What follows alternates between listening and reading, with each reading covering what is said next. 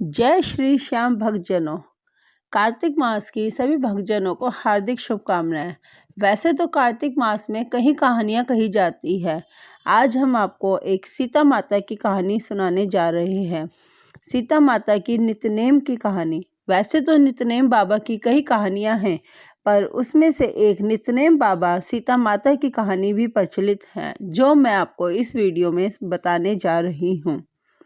जय श्री राम। राम आए लक्ष्मण आए, देश के पुजारी आए, निता नेम का नेम लाए।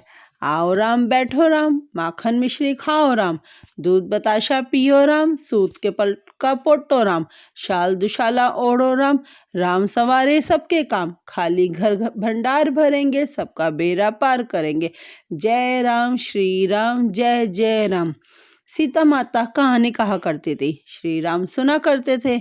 एक दिन भगवान राम को किसी काम से बाहर जाना पड़ गया। सीता मैया कहने लगी कि भगवान, मेरा तो 12 वर्ष का नित्यनेम है, मैं अपनी कहानी किसे सुनाऊंगी। भगवान बोले, ऐसा करियो, कुएं की पाल पर जा बैठ जाइयो, औरतें पानी भरने आएगी, तेरी कहानी सुन लेगी। बोली, अच्छा। सीता माता कुएं पर जा बैठ गई। एक बहू आई, रेशम जड़ी की साड़ी पहन रखी थी और सोने का घड़ा ले रखा था। सीता मैया बोली, बहन, मेरा 12 वर्ष का नित्यनेम है, सुन ले।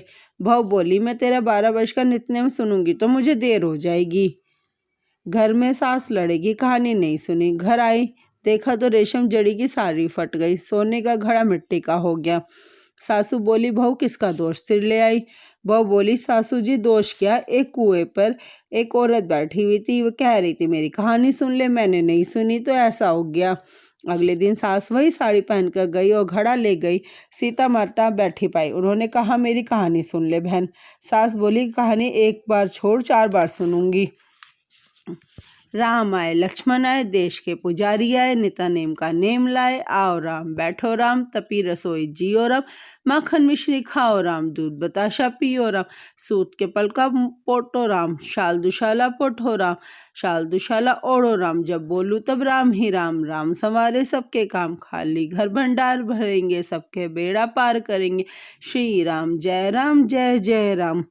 वह बोली, बहन, कहानी तो बहुत अच्छी लगी। घर गई, रेशम जड़ी की साड़ी हो गई, सोने का घड़ा हो गया। बहू कहने लगी, सासू जी तुम कैसे कर लाई। सासू बोली, बहू तू दोष लगा लाई थी, मैं दोष उतार आई। बहू ने पूछा, ऐसी वो कौन थी। सास बोली, वो सीता माता थी, पुराने से नया कर देती है, खाली घर भंडार भर देती है, लक्ष्मी जी का वास कर देती है और जो कुछ इच्छा हो उसे पूरी कर देती है। बहू ने कहा, अच्छा सासू जी, ऐसी कहानी मुझे भी सुना दो। सास बोली, ले भाई तू भी सुन ले, फिर से यही कहना है। राम आए लक्ष्मण आए, देश के पुजारी आए, निता नेम का नेम लाए।